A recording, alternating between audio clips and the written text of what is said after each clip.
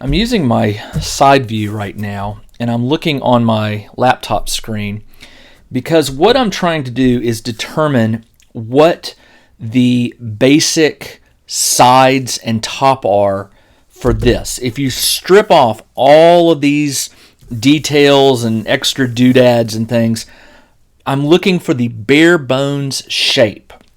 So what I'm doing is there's a 360 viewer on the Games Workshop website, and I'll try to remember to put a link in the description below. But it's allowing me to rotate this and look at it from different angles. And so what I'm able to do on my drawing here is I'm making some marks where I know I need to cut. For example, these 1, 2, 3, 4, 5, 6, 7, these 7 pieces, they go vertical, then they go angle, and then they go under. By looking at the rotated view, this piece right here that I'm Xing, these are actually at an angle. So that means they are glued onto a piece of chipboard that will be angled like this, not part of the core shape that I'm going for. So I'm just following it on here, and I'm going over, and I realize that this piece, again, I'm just looking at it. This piece right here is an add-on. So this is just something that's glued on to the outside. And as I continue to move in, and remember, I'm also looking at the top view here because the top view shows me when pieces angle in. And angled pieces are okay. They either have to be scored and bent in or just hot cut separately and hot glued. So the basic shape so far is this piece right here. It goes down, it comes over. This piece right here, that's the symbol for an angle. That angles back. So really what I'm looking for is where that piece becomes the angle. And what I can do is I can put these pieces of paper on here like so. I can take my straight edge, scoot this over just a little bit for some room, take my straight edge, and what I'm going to do is where that curve or where that angle happens. It starts right here and it starts right there. So now I have 2 points to reference that I can take a straight line and extend it down and get a rough approximation of where it happens. Now remember, it's important that these two are to scale so that you can do stuff like this. This line corresponds to right there, and I did it right because I can actually see beneath that blue line is a solid line. That's the bend. So right now I have defined the front of this ship, the basic shape I want to do. It's almost rectangular. It will go to this point right there, straight down, over. I have an angle, and then over. I can cut this out and use it as a template to cut 2 pieces, the left and the right side. So let me go ahead and do that now. All right, what I'm going to do right now is I'm going to cut this shape out with scissors. Because this is just standard paper, not really difficult to cut it on a fine line. Now I do want to save the back half. I'm trying to reduce the number of copies of this document that I will have to print out on my home computer, my home printer. So I'll just make sure to save this because I'm sure at some point I'll probably end up using this piece. And then what I want to do is, you'll notice these X's. Those are those pieces that I mentioned that curve under. So I'm not going to use those. I'm cutting along this line and removing those pieces. And before you think that this is an accurate distance or thickness for that angled piece, remember it's at an angle. So you're looking at this from the side of an angled piece. If it were actually straightened back up to 90 perpendicular to the ground, it will actually be a little bit longer than this. But there are ways to calculate that. But let's get this piece done. So this piece has an unusual little dip in that's going to be a little tricky to do with a piece of chipboard, but I'll do my best. Let me show it to you. So, didn't go far enough on the cut. There we go. Can you kind of see that little indentation there? And then of course on this, I just cut straight across. And you can be as accurate as you want on this or as inaccurate. It's totally up to you. Now, if you want your basic shape of the ship to be a square, 90-degree corners and things, then you're going to want to use this carefully to cut the two sides so they match. To do that, you could put this down on chipboard and just trace around it. But what I'm going to do is I'm going to use some spray adhesive here and put this down. Okay. And then I will cut this out again. And now I have a very stiff piece that I can use to cut two more pieces. And because this is stiff, I can actually use it as the template with my knife to follow the edges. You don't have to do it this way. I just like it because I know that if I'm careful and I go slow with my fine blade, that the two pieces should match identically to one another. So let me trim this off. All right, now the hard part, this piece right here. So I'm going to use my blade on part of this, go all the way up, and then I'll cut this notch out.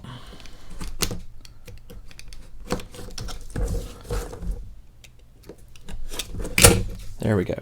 All right, so I will make 2 copies of this onto chipboard, and that will be my left and right side. And obviously, if you want to make more than one of these, don't throw your templates away. So let me get some chipboard real quick. Right here. And this is a step you don't have to do, but I've learned that it kind of helps. I just take a piece of painter's tape, or 2, whatever you whatever you think you might need, and I use it to sort of hold the template down while I make my cuts, because the last thing you want it to do is slip, and then you have to start over. So just put a few pieces down, and then put it in place. What I can do with this is normally I could say I'll put it on the edge where it goes here and here, but I want to take into consideration the thickness of my blade. So I am actually going to tape it down and cut all 4 sides, not just 2. So let's go ahead and do that. And as I say, dial your blade down a little bit and try to go slow so you don't cut your template. And just follow the edge as best you can. And it may require 2 or 3 passes, which is fine. And the reason I'm doing it this way is on my last project when I made the big Thunderhawk ship, I didn't use this method, and I ended up with 2 sides, a left and a right side, that were slightly, you couldn't notice it with just by looking at it, but they were slightly different in size. And so when I glued everything together, they ended up making it sort of skewed. Not much, it's hard to notice it, but it was there. All right, so I'm almost done with this one. And just got to cut this notch out. And remember, try not to cut your template. You don't want to remove any excess from it. There we go. All right, peel it off. Oh. Don't peel off the template. Leave it on. Actually, I could take that off because now this is my template. All right, so this I will label the left side. So it'll be over here. The right side will be over here. And I need to do one more of these. Save this. You never know when you might make a mistake or something and need it again. So for this one, all I'm going to do is cut another one. And I don't have to flip it. I'll just make that the right side, the back side of it. All right, so one more time.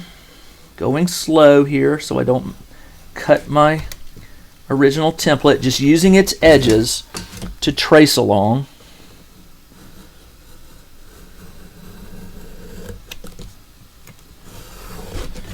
All right. Now when I'm done with this, I should be able to take these 2 pieces, put them together, and they should be very, very close. Almost identical. With chipboard, you're going to have a hard time getting them identical. There's always going to be little teeny fluctuations. Remember to label your template. Let me do that before I forget. So this is a template, so that you know which one to use. And I need to cut that notch out again. All right. Put your template somewhere safe.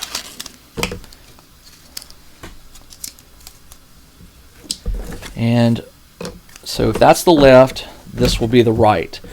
I put the letter on the outside so I'll be able to read it. I put these together, and I have to admit, pretty good, pretty accurate. All right, that's it for these two pieces. Now I need to do the bottom and the top. All right, here's my top view. You can see the line I drew here, which will define this. I should be able to put these down on here and on the line, and you can see they go all the way to the very edge. I did a really good job there of getting the distance right. All right, so this one's even easier. This is a standard rectangle, and this is looking down at it from the top. All right, so I think I'm going to use my blade on this one just because I have a line I can follow, and it will be much quicker to do this with my blade than and I'll get a straighter line. All right. And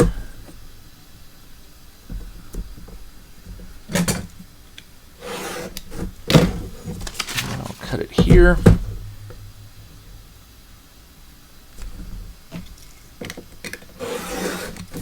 Remember, take your unused piece and set it aside. You'll need it. And then, I didn't cut the front here.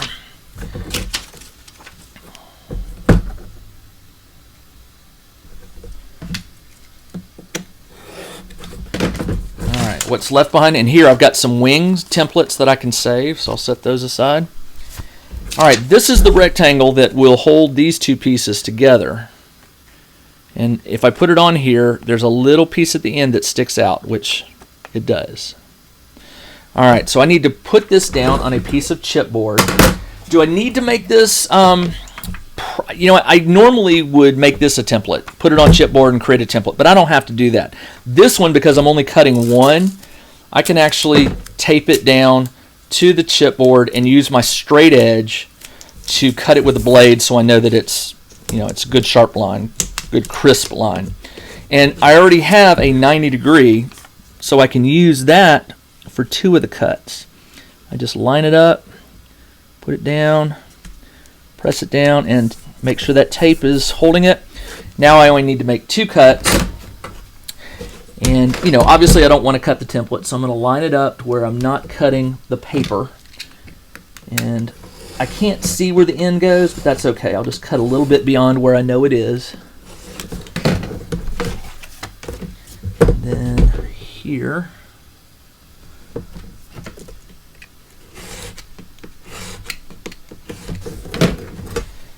now I have left behind the top piece here. Okay, save your templates. Try to pull the tape off of them so they don't stick together. And again, I'm only doing this because it's possible I could make a mistake, but I also might want to make a second one when I'm done. So I'll put all these in an envelope when I'm done, label it with what it is, and I'll have them at a later time if I want to make more. Alright, so now I've got this piece and this piece. And the thickness of this, I cut this off of the edge. So this is going to be glued on the outside instead of beneath it, if that makes sense. Okay.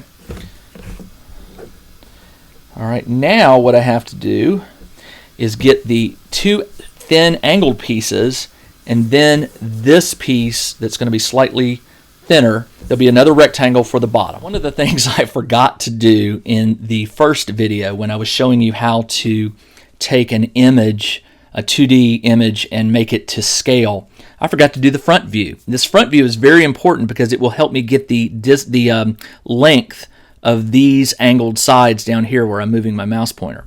So again, just like the first one, what I'm going to do here is I'm going to draw a selection window around this, And then I'm going to drag the windows down until they're touching the very edges of the model. Now this is a front view, so I'm really concerned about the wingtip to wingtip right there. The height will sort of fix itself, but I want to be accurate, so I'm going to do this. So I pull this up to there, right there, and I make a copy, Control C, and I go back to this document. Right. I paste this image on the page. Let me delete this. I made a copy of the original schematics with the top view. The reason I want the top view is I'm going to take this piece here and I'm going to rotate it 90 degrees like this, and I want to size it to the so that the wingtips match right there. So you can see there's a to the there and to right here, they match. So now I know this is to scale with the rest of my drawing. So I bring this down. I'm going to make it a second page here, right like that.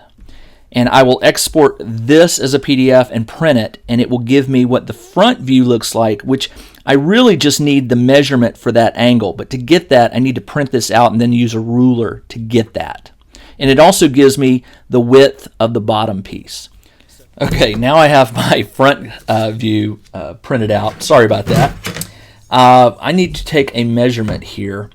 Now, this is all in millimeters, and unfortunately right now I do not have a ruler with millimeters, so I'm going to use inches. And it is exactly between the 2 and the 2 1/8 mark. Easy enough. So what I'm going to do is I'm going to cut a 2 1/8 strip using this. This is a 90-degree angle, so this is a good place to start. I'm going to come over here and go 2 1/8. Now, you do not have to be super accurate here, okay? Obviously, the more accurate you are, the more the ship is going to look, manufactured. But you're dealing with chipboard and probably some foam in this construction, so do not feel like every little millimeter is going to come back to bite you. Chipboard is very forgiving, especially when you're dealing with hot glue. You can do some things to fix errors and stuff like that. So I've got the correct width. Now, what I want to do here, and this is just in case this comes up, half of 2 1/8 is 1 1/16. So I'm just drawing a line here. I'm not going to cut on this line, but I'm going to use this as the center of this piece to help me line it up with the top piece. Okay, so this is the bottom. Here's the top. So I'll get the middle line here, and so when I need to line these up so that when the sides are put on, the angle is correct. And I'll show you what I mean there. So using this top view, all right, I don't know what that angle is, and I really don't care. You can measure it if you want to. What I really need is the width of it. And if I put this on here, it turns out it's 1/2 inch. You cannot measure that distance on here.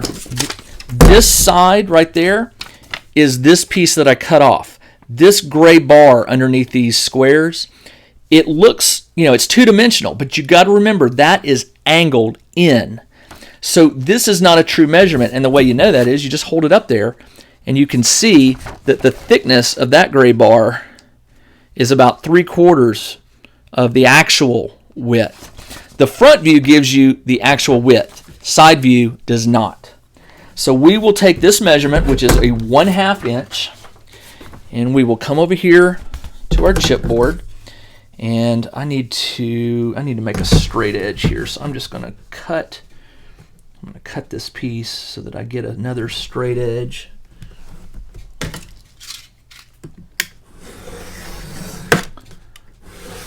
All right. So now I'm going to cut a 1/2 inch strip.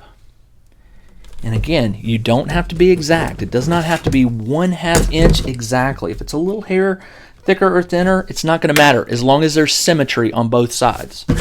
And there will be, because I'm cutting one strip to the same length or the same width, and I'll be able to get both the left and the right side from this same strip. So they should be consistent. changed the blade out, so I'm getting 2 passes to cut through chipboard, which is kind of nice. All right, now I know this length is correct. I know this length for the left and right side, and I know my top piece is correct. Why does that matter? Well, I'm going to go ahead and glue these together. I've got my hot glue turned on. Actually, I do not. While that hot glue heats up, let me show you what my thought is. So I have these 1, 2, 3 blocks. I used to call them 3, 2, 1s, but everybody tells me they're actually 1, 2, 3 blocks. What I'm going to do is I'm going to use these to help me glue these straight up and down. All right. Once these are in place, all right, once these are in place, I can glue these side pieces at the proper angle and this, and then I can just trim it flush so I get a square. I could go ahead and cut this to length since I know this, and you know, as a matter of fact, I probably could do that. I know what it's going to be when those angled pieces come out. It's not much of an angle, really. Because remember, this is on the bottom, and it looks to be like 1/8 of an inch on either side, the overlap. So not too great a distance. So you know what? I am going to do that. I'm going to cut, let's see, the top will go here, and the bottom is this length. So I need to measure this length, which is 4 1/4. All right, so I will take this piece, cut it to 4 1/4, and that should be all I need to get all these pieces assembled into the basic shape of the nose of the vehicle.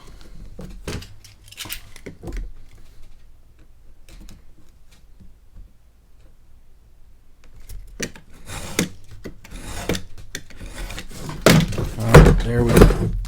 All right, so let's go ahead and glue. This is the back, that's the top. All right, so I want this to be visible, so I'm going to put this down. If that's the top, then this is the left side, this is the right side. It doesn't really matter, but I want the top to be visible when I'm doing this, and that will make this the left. So all I've got to do is run a bead of glue along this edge.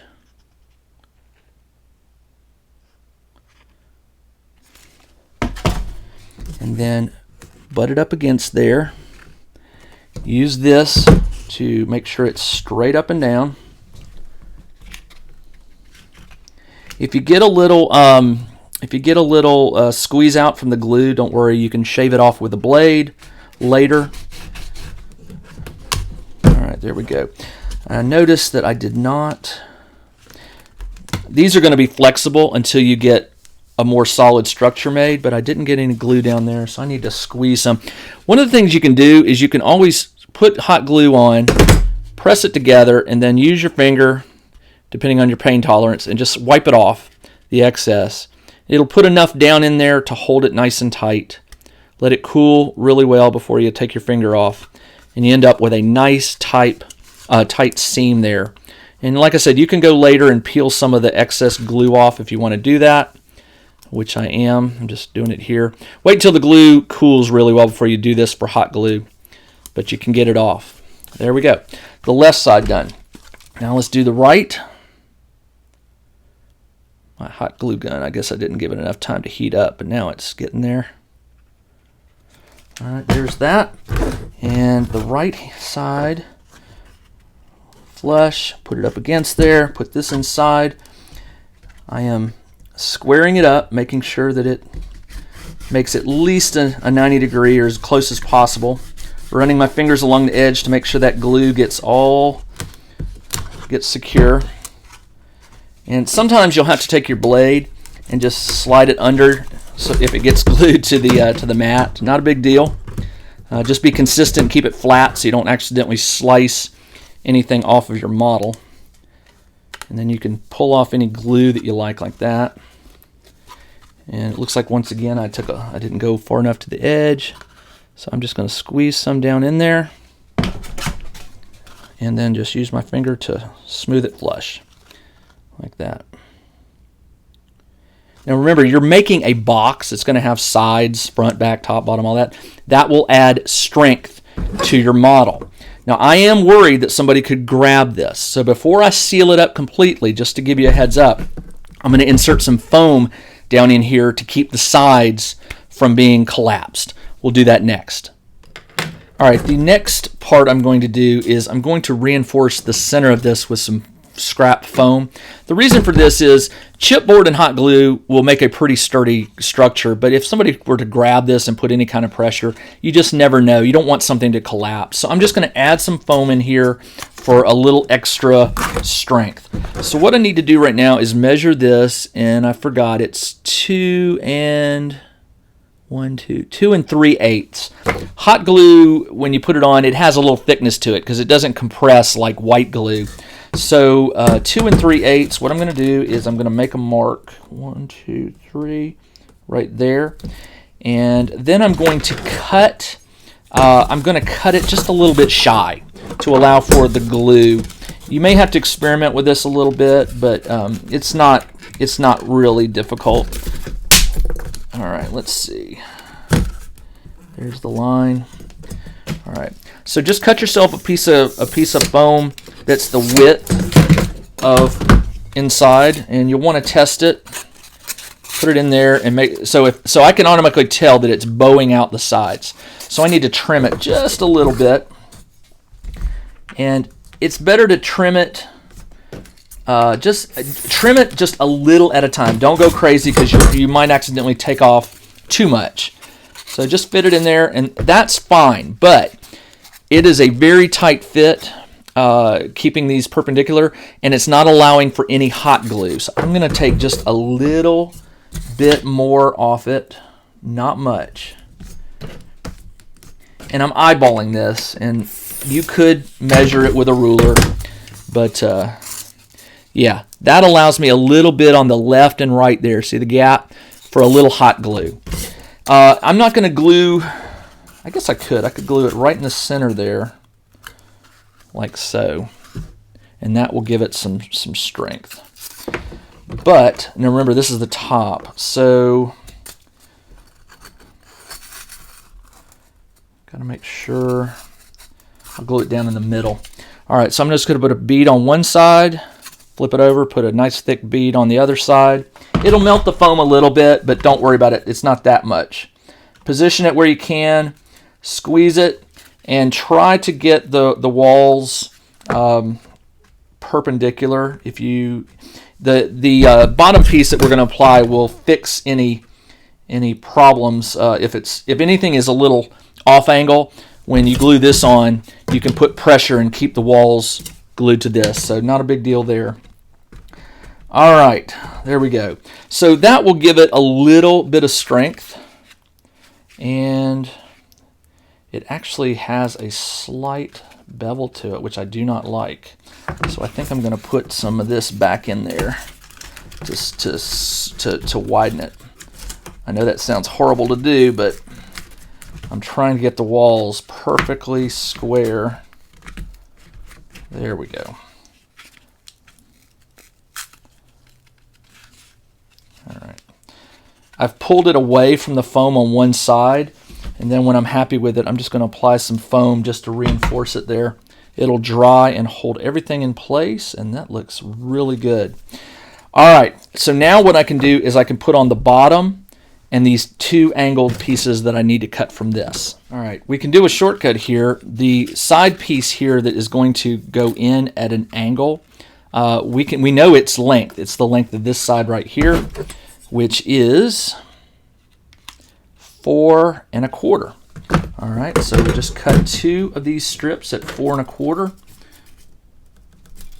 4 1/4, and you'll need 2 of these. And you definitely want to make sure they are the exact same size. Do these with scissors. And then I'm going to use this one as a template. Cut the one beneath it, which will be a little, yeah, I did a pretty good job. They're flush. All right, so I've got those 2 pieces. Now remember, these are going to be glued on the sides, coming in at an angle and connecting with the bottom. What I want to do here is, I don't know yet what that angle is. I could probably figure it out. But to get that angle, I'm going to attach them first to the bottom piece with just a little bit of glue so that I can sort of move them. Let me show you what I mean. I'm just going to put a little bit of glue here and a little bit of glue here. And I'm going to attach this like so, and then bend it up a little bit. And I know kind of what the angle looks like. It's almost vertical, not quite. Maybe, I don't know, 20 degrees from vertical, 30 degrees. You can kind of see the angle I've got there. But I've not put in so much glue on there that I can't bend this. I'm going to do the same on the other side. Just a little bit, just to make a connection. Welders, I think, called this tacking. They tack something in place with just a little bead of they weld something together with just a little bead of. And let me bend it up. Let that glue cool. And even when the glue cools, these will still have a little bend in them. Now, I can automatically tell you, see, they go over. So I need to put a bead of glue here and here, and then squeeze these roughly at the same pressure and line them up. I only need to do one side at a time. You'll see what I mean in just a second. I'm going to put this bead down. Okay, like that. And I'm going to attach it. Actually, yeah, let the glue dry. On this one, again, you may need to extend your blade and sort of help separate that glue. All right. Now, this will auto-correct. Once I glue this side down, hopefully the two sides will square themselves up and allow it to work. But before I do that, I'm going to go ahead and seal the inside here with a little extra glue. Since I only used a little bit there, I can go ahead and open this up and just run some glue inside there to make this seal a little stronger. And I might as well go ahead and do it on this. I'll just put a little hot glue along there just to seal it. And then I'll run it along this edge, the top edge. Press it down. Make sure it's flush. It is. There we go. Get on there. It's almost flush. There we go. Use your finger to wipe any excess off just as it cools. And then what you can do is you can sort of wiggle it a little to make sure that it's centered. If you look at it from the front, you can kind of see that it's pretty centered, not too bad. The angle, the camera angle may make it look a little odd, but it's as close to square as I can get it. I probably could have done a little better, but it's fine. There we go. Now what I need to do is seal up the back and seal up the front. Now the good news for the back is it's completely flat and flush. So grab yourself a piece of scrap chip that will hold it, and then just look and see if you can get it on there without any problem. That looks good. So now all I have to do is apply a bead all the way around, and then press it down on that chipboard, and I can use my blade to trim it flush. There we go. All right, so I glued it down on this piece of scrap, as you can see there.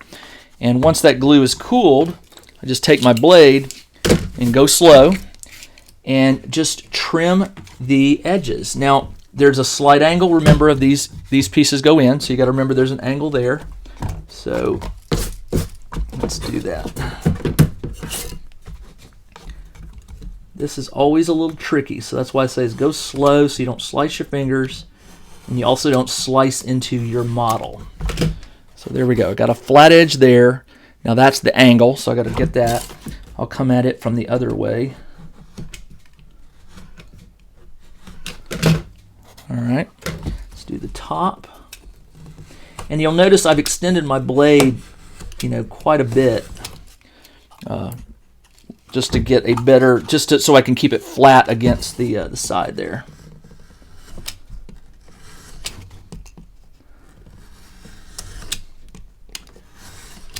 Now the back will be hidden by the second piece. This is the nose, so you don't have to be super exact there. If it's not completely flush, you'll be all right. All right, so there we go. There's the back, and now we just need to seal the front. All right, when making something like this, you are going to hit a point where you realized you made an error or something. Sometimes it's an error where you have to go back. Sometimes it's an error where you can try to fix it on the fly, which is what I'm going to try to do here.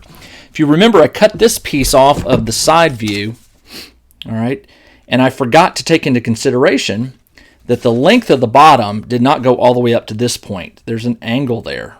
See that angle? So when I put this on here like that, I need to chop part of this off. Now, how to do that? Well, fortunately, if you've got a sharp blade, you can score and cut like this. Chipboard, you have to be careful. Oh, let me lock my blade. You have to be careful because chipboard can slip on you. But as you can see, I just followed the edge and I cut it. Now I'm going to have to cut this off, but I'll do that in a second once I make this angle. This one's a little tricky because I'm coming at it from, I'm right-handed, so I'm crossing my left over to hold this. This is where it would be nice to have a second set of hands, but I'm just going to go slow, and I'm basically sawing. There we go. All right, so I made the angle. There's a little bit of glue there. I can slice that. All right, there we go. Now all I need to do is cut this bottom piece, this overhang off. And to do that, I'm going to use the old trick of just multiple scoring until it just sort of falls off. And I put my blade on there, and I'm not putting any pressure because I don't want to crush this. I'm just making little shallow cuts just over and over. I'm cutting into the chipboard just a little at a time. Now the blade will actually follow it. And if you do this enough, what you'll end up with is sooner or later the blade will cut in like that. See that? And I can bend it back. I'm not even gonna pull it because it might tear. I'm just gonna leave that inside. So now I have fixed the front there. So now I need to cut two pieces that will go across here, and then a really tiny piece because there's this little indentation, if you remember, that you can see where my finger is. I have to actually cover that, so we'll do that next. There are a lot of different ways you can cover the front. What I'm going to do is cut things to the length that they're going to run, like from there to there, and then I will glue it down and trim off the excess with my blade. So first thing I need to do is, now one thing, I made a mistake earlier when I told you there's two pieces, 1, 2, and then a third little strip here. There's actually 4. There's 1 little strip, 2, there's one that goes here, 3, and then there's one that will go here. It doesn't actually go all the way straight down because there's these pieces angle in, so there's going to actually be a 4th piece that has to incorporate this slight angle or bevel of these bottom edges. So no worries there. I'm going to start with the top, and I'm going to start with the middle. I think this will be easiest. So what I'm going to do is measure this little run here, which is, it's roughly it's about 3/4 of an inch, just a little bit longer than 3/4 of an inch. So I'm going to cut this piece to just a little bit longer than 3/4 of an inch.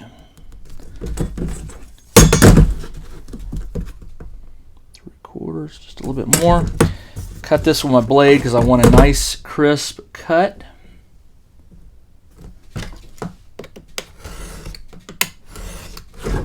Alright, this piece right here is going to be glued across here like that. And I'm going to just go ahead and put the bead of glue down here and here and leave a little overhang that I can trim flush with the blade. So I'm going to take this, I'm going to put it right like so.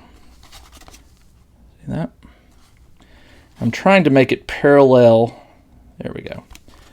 Parallel. There we go. And then all I've got to do is, now that the glue's cooled, I can put this down and trim off this little extra on both sides right there, the overhang.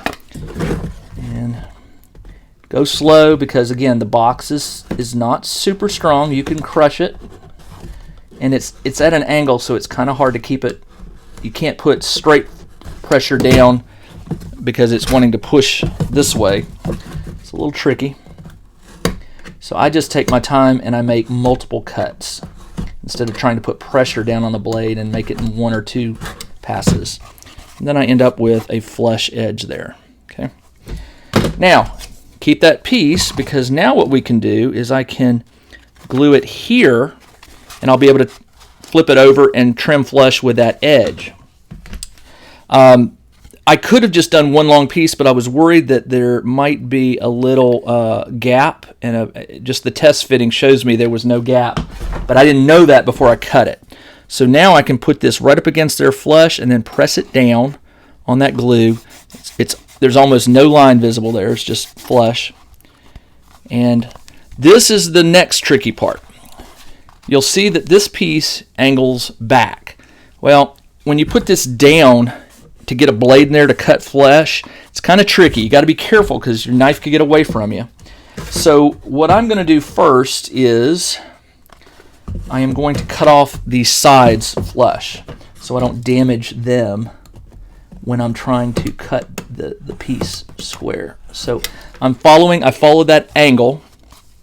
Can you see how it beveled in? Now you can see it. And I'll do the same thing on this side.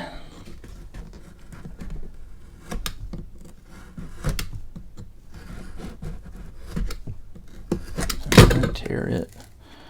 All right, there we go. So those are cut flush. There we go. Now I just got to get this overhang. And again, this is one of those where I just kind of come under. Let me show you what I'm going to do. I'm going to extend my blade, and I'm putting it flat against the chipboard on the table. You won't be able to see this, but it's flat. And I'm just drawing a bunch of shallow cuts across. And I'm doing it very slow because I want that. I want a slight bevel in the cut too to follow the curve or the angle. We'll see how I do in just a second. Now, I cut a little bit too much there, but that's okay. This is going to be down like this, and if I'm really worried about that, I'll probably put some putty or something in there, or I could even go and take this piece that I cut and fill it. That's what I'm going to do. I'm going to take this piece and I'm going to cut a little straight sliver off here.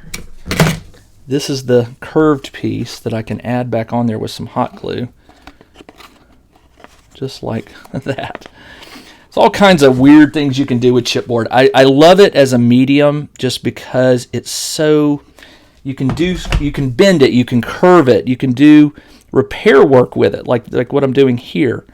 It's just really, really useful stuff. All right, there we go. Now I patched that. And now what I'm going to do is apply a little glue along this seam down here because there is a slight gap here. Give it about 3 seconds to cool and then run my finger over it to fill it in. And when I prime it, you probably won't even notice that gap there. There we go. Now I just got one more to do. I have two more. This one here and then this little teeny strip inside. So for this, I'm just going to glue this over it like so. So all I've got to do, actually this has these overhang pieces, so this actually needs to go down in there, so I can't do that. Do you see what I'm talking about? There's two little points here that go just beyond. This actually needs to be glued down inside there like so. So I actually have to custom cut this piece, which is not going to be hard because I know the width, which is 2 3/8 plus a little bit. 2 3/8 plus a little bit. 2 3/8 plus a little. 2 3/8 plus a little. Now the real question is whether I can glue this in there and then trim it with my blade. I don't think I'm going to be able to. So that will fit, well, a little bit longer than I need. Let me trim just a hair off. Yes, I'm eyeballing that. it was such a small cut, and I still didn't do it enough. So an even smaller slice this time.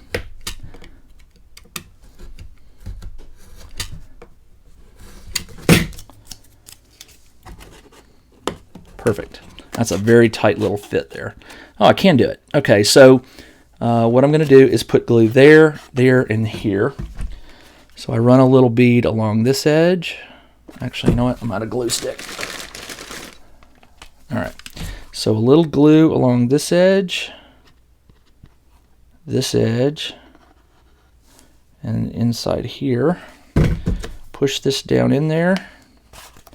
Flush. Get the glue off.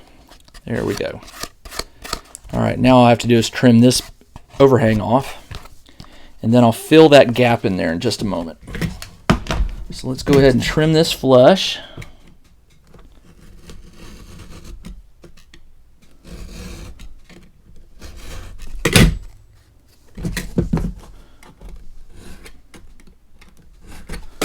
Okay.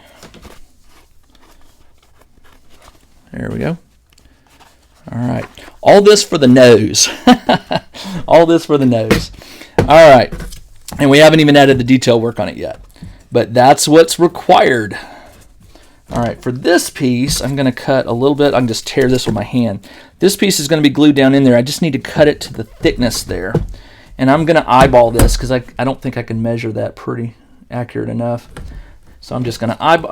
I'm using my ruler, but I'm just cutting a strip that I think will fit in there. If it doesn't, I'll cut another one. That's actually a little longer than I needed. I need to cut it just a little bit off of that. These very small cuts can be very tricky. All right, that ought to do it. All right. Wow, that is one thin piece to go in there. And actually, I cut too much off that time, so start over. So I know that I overestimated the thickness, so I need to make it a little thinner this time. All right. That's pretty good. That's pretty good. And I can use the glue to sort of, to blend it. You know, no, it needs to come off just, I mean, it's really tricky to get these little slivers. I mean, look how thin I cut off there, just a tiny amount. But that was what I needed right there to fit it in there. All right, so for this, I'm going to glue it here, here, and I'm going to run a bead along here, and then I got to wipe this with my finger really fast so that it doesn't leach out. And that is hot. Wow. And there we go. That filled in that little gap there. And now you'll notice there's a very thin gap there. Easy. I'm just going to run a bead of glue along it. Count 3. 1, 2, 3. And then run my finger over it and smooth it over. And after I prime it, that will appear solid. And then cut this little excess off here. I didn't let the glue dry cool enough. All right, so start over. Put it back there. Apply another little bit of glue on the top. Give it a second to remelt the glue beneath it. And then wipe it off. There we go. Wow, that is still hot. Just need to let it dry. And I'm going to do the bottom one too to fill in that gap that was made. So I'm going to run a bead over. Count to 3. 1, 2, 3. And then smear my finger over. And hopefully, yeah, that did. That sealed the gap a little bit. So now what I need to do is let it dry before I go and try and cut this off. So give it just a minute. And let me just, before I cut that off, let me show you. So what we've made is a little box. Very solid. As a matter of fact, I can feel the foam in there. If I squeeze my fingers right here, I can feel it. There's foam. This is solid. I probably should have done something from the top to the bottom because there's a little give here. But, yeah, live and learn. It's kind of hard to read. I guess I could have split that one piece into 2, leaving a gap that I could have glued a piece from the bottom to the top, but didn't do it. All right, let me trim this piece. Actually, I'm just going to use the scissors. There we go. All right, side view, front view, top view, little box. All right, there we go. That is the nose done. In the next video, we will tackle the cockpit and the rear engine portion.